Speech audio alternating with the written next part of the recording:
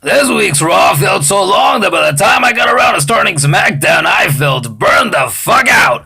You know, they say that there's such a thing as having too much of anything. Perfect example right here. And if Raw and SmackDown blew our socks off every fucking week, I wouldn't mind so much, because generally a program doesn't feel like it drags on and on for an eternity if it's exciting and entertaining.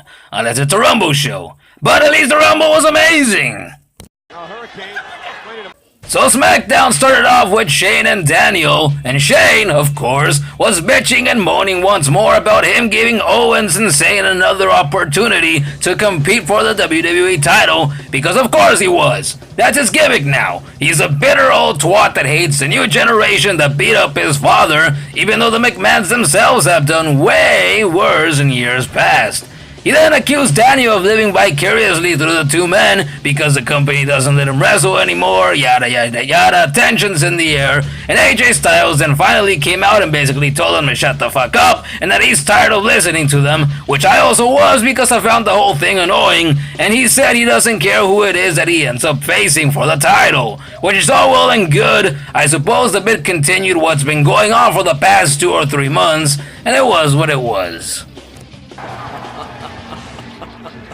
It's been 2 days as of this writing that I watched the show, and I remember that Charlotte faced Liv Morgan and that she beat her with the figure 8, and Liv didn't do a very good job of selling the pain that the move supposedly causes, and that's honestly all I can remember about the match. I'm racking my brain trying to remember if there was more to it, but I honestly can't fucking remember.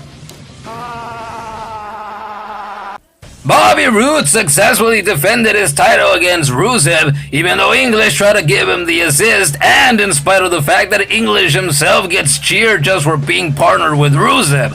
So they were supposed to be the heels, even though they're not. They're more over than the US champ is. So obviously a lot of people were disappointed that he didn't win the strap for a 3rd time, as was I, but I'm not sure anyone saw Rusev as a victor here.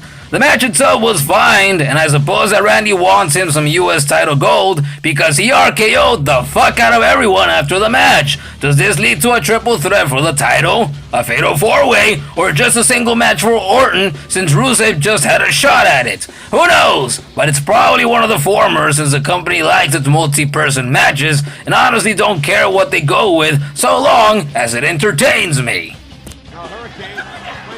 Gable and Benjamin cut a decent backstage promo in which they mocked the fashion police, but it would have been a lot better if they hadn't had the stupid text on screen as they talked. I mean, what the fuck? It looks corny as fuck. Do they really think they needed to emphasize their point? Because saying that they want to kick everyone's ass and make the tag division more legitimate gets a job done for me. And it was nice that they actually got to look at the camera for once. And then they had a decent match against the Ascension, which they obviously won, but the Ascension got a good amount of offense in. They're basically the Heat Slater of the tag division, but we all know that, don't we?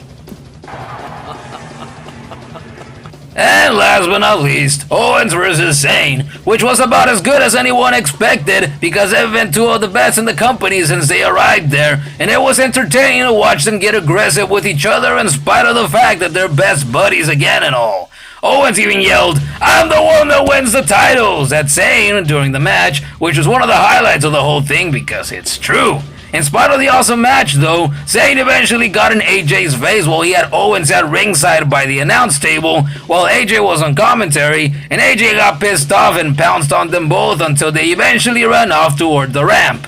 Daniel then walked out and announced that the title match would now be a triple threat due to the outcome, and Shane, continuing the power plays, announced on Twitter that next week's Corbin vs. Ziggler match will add the winner of that match to the match for the title and make it a fatal 4-way. And that was SmackDown this week. How do you like the late 20 by 20 episodes? I'm not sure how I feel about it. But anyway, SmackDown was a decent show, maybe better than Raw, and I watched this week's NXT right before writing this. NXT was definitely better than both shows, as is often the case. What do you think of the show? Leave a comment, like this gimmick, subscribe, consider supporting the show on Patreon, all the good stuff, you know how it goes. But until then, I'll catch you here for more of this shit next week.